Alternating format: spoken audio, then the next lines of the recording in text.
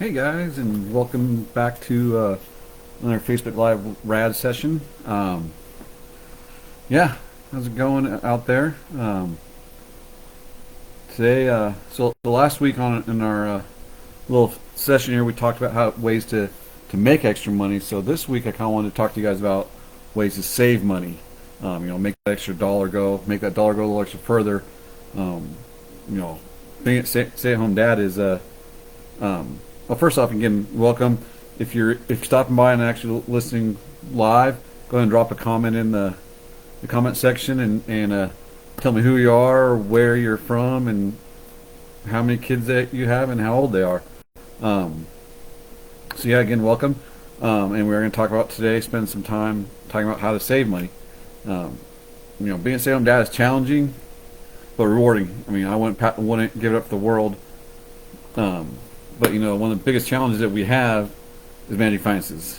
Yeah, with being one parent at home, one parent at work, there's definitely less income coming in, so we got to make that dollar go further. So I'm going to go ahead and share you some tips and strategies that I found to personally save money while keep my family happy and healthy and functioning properly. And also go ahead and at the end give you some other actual experts that you can look in to get additional advice and support. Because by all means, I'm not the expert on this one. But I have found some ways what I do. The first and most important step that we need to do for trying to save money is create a budget. A budget can help you save, can help you see where your money is going and identify areas where you can cut back. It's simple, powerful, and you can make a big difference in your finances. For a long time, my wife and I didn't have a budget, and we didn't know where our money went. So, with that in mind, all of you guys that are if you know where all your money's going and you got a perfect budget going, go ahead and drop a one in the comment section so we know how many out there actually know where their money's going. But first, create a budget. There's tons of budget apps out there. I personally actually use Dave Ramsey, and uses Dave Ramsey Every Dollar Budget app. I'm going to go ahead and drop that in the comments section because it's a good little app that we can hold on, sorry about this. It's a great budget tool that you can track all your spending from month to month to month, and you can know where you can do it in categories, so you kind of know, hey, you're spending X amount of dollars on groceries, X amount of dollars on your living, your rent or your mortgage, X amount of dollars on gas, X amount of dollars on entertainment. But so this is just a good way to go and track how you're spending your money. So yeah, start off by getting a good budget app and creating that budget and knowing where you're spending your money and track it so you know where you did spend your money.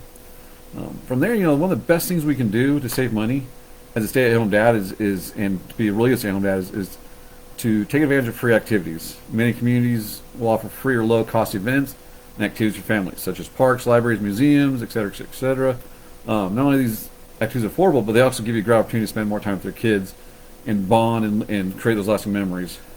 For example, my local library here does actually offer free passes to local museums. So basically, just for having a library card with kids, I can get basically once a month, or I think it's once every 2 weeks, I can get a free pass for 4 to the local Asheville Museum of Science, or I can get a free car pass to the Arboretum, which is a local natural area to drive through.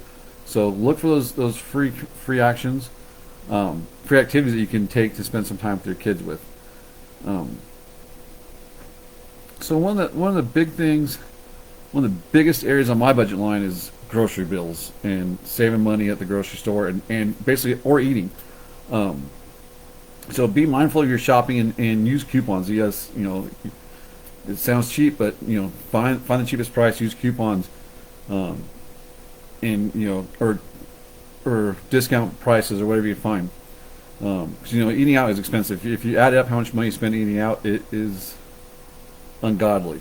And not just buying those pre-prepared meals when you're shopping. Shop for things that that you can make yourself, because those meals are always cheaper per, based on the ingredients. Also, when you're shopping, shop in bulk. Things like things you use regularly: cereal, rice, pasta, toilet paper, paper towels. Buy in bulk, and we go to Sam's, and we once a month we go and buy all sorts of stuff at Sam's. So definitely buy in bulk and save you some money. Again, use coupons, discount codes.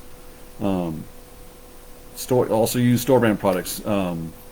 Yes, it's not as fun, buying Captain Crunch or buying, HEB Captain Crunch.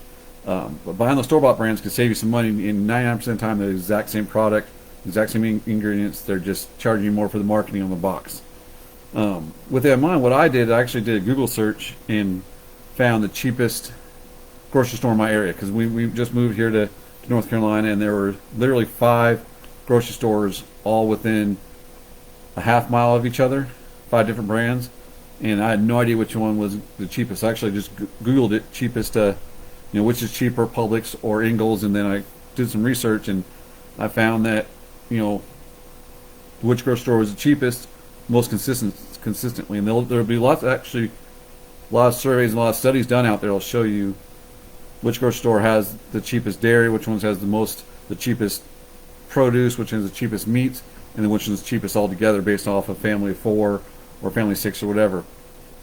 So find the cheapest grocery store and use them specifically.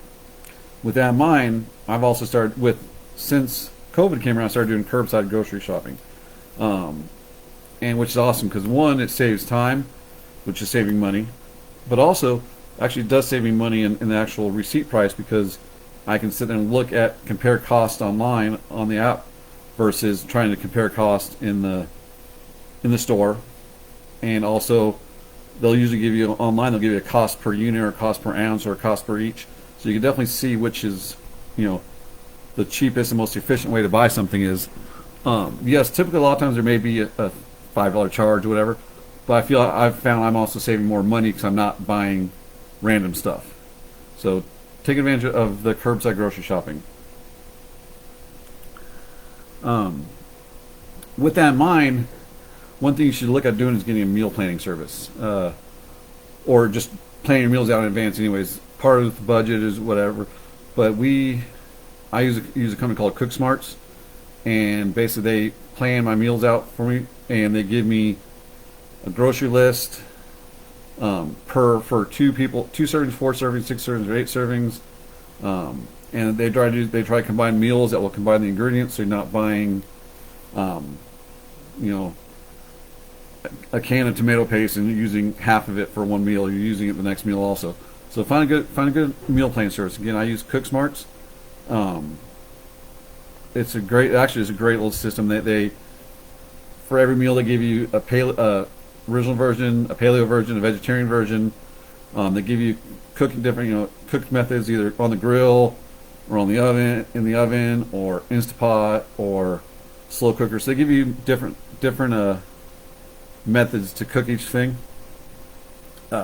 If you are interested in Cook Smarts, I could actually get you if you use this code, you can get 20% off your subscription. And again, I highly recommend. I've been using it for 2-3 years, and wide variety of food, and it works out great. Kind of like with that in mind, with cooking cooking your meals and making the lunches for the kids. Don't spend lunch money at the lunch line at school. We actually use reusable portion bags. So we got snack size, we got sandwich size, and we actually even have gallon size bags for other uses. These are great. They're microwavable. Freeze. You can put them in the freezer, and you can portion out. Buy instead of buying little individual packs of chips, buy a big bag of chips and you can portion them out, or trail mix, whatever it is you're getting for the kiddos. So these are really cool little reusable bags, reusable portion bags, and you're also saving the environment a little bit. This brand is actually it's called Stasher brand, and I got them on Amazon, and we have probably 4 or 5 of the sandwich size, 4 or 5 of the snack size, and then 3 or 4 of the gallon size. And we're constantly using. In fact, all my gallon sizes are in use right now. So again, that's just a way to you're not spending money on plastic, and every time you run out, you're not killing the environment at the same time. So that's that. Grocery shopping is hugely important. The amount of money that you're spending on food for the kiddos is crazy. So be aware. Do some research on your local grocery stores and find out which one is the cheapest and most value. Again, buy in bulk if you can. Dry goods are great for buying bulk. Toilet paper, paper towels, unless there's a shortage and everyone's binging on toilet paper and they can't find any. But buy in bulk as much as you can. So moving on from groceries, another big cost that we're on during is cable costs or internet. So it's kind of trending now, but cut the cord, get rid of cable. You can get subscription to a couple things. So I have a subscription to ESPN and Disney Plus and Netflix and a couple other ones, and all those individually are still cheaper than buying cable. So if you can, get rid of that cable, and also the less cable you have, less TV, less there's to watch. So hopefully the kids are spending less time watching TV. So yes, get rid of those. Get rid of those. That cable, and find ways you save money there. Smooth. Do an audit of your monthly or annual subscriptions, and see where you're spending all your money. See, Netflix here, gym membership there, whatever they may be. Check your subscription, because you never know when you're paying for something that you haven't used for a while. Annual ones are great. I a couple of years ago for my wife's birthday, I was planning to make I was planning to make Detroit style pizza, and I didn't have a good recipe, so I found a subscription to a food magazine and paid for it. Did the 7-day free trial and then signed up for it to get this recipe. Well, I never canceled it, and a year later they charged me. I think it was like $30. Just randomly, I saw charging my credit card for $30, and I didn't know what it was, but turned out it was a subscription to a food magazine that I'd used once or twice and never used again. So audit your subscriptions and see where you're spending that money and get rid of it. If you're not using it, get rid of it. Randomly enough, if you have a humidifier in your house, that can actually lower your heating bill. We just moved to the mountains, so it's a lot colder here than it was where we lived before, and we have a basement, and so we've been running a dehumidifier in the basement all summer. But now that the air's a little drier in the wintertime and whatnot, we actually have a humidifier down in our basement that humidifies the whole house. And a house that's well humidified will actually it'll make your house feel warmer and more comfortable, so you can actually lower your thermostat and lower your electricity bill. So things like that.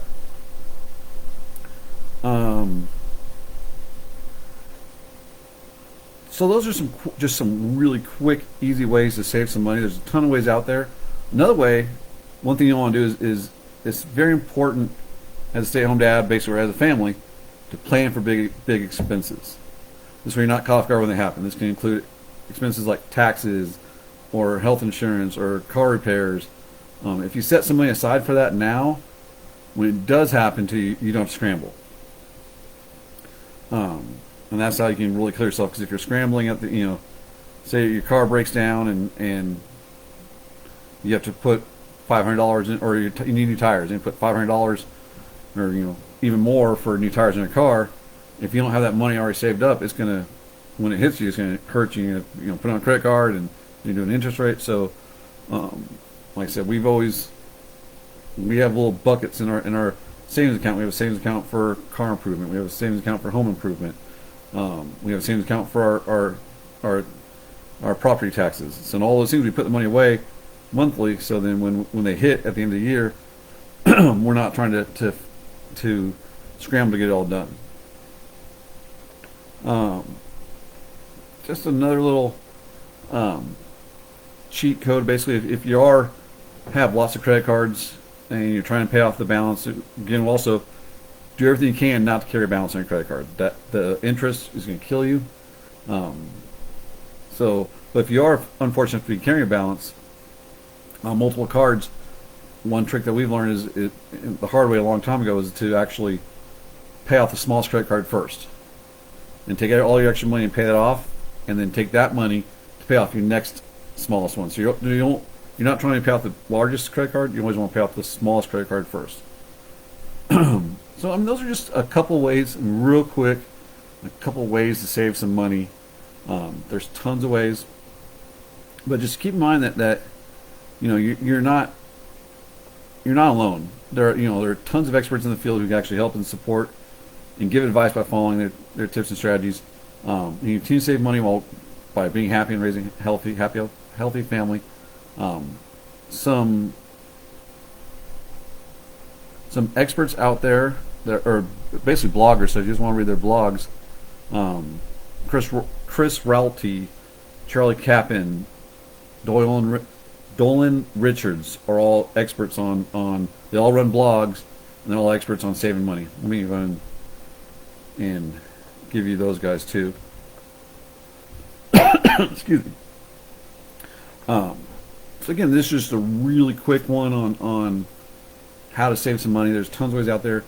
We can go in deeper and deeper and deeper, but if you want some more one on time, I'm love to get on a call with any of you guys and just chat about how, ways I found to save money.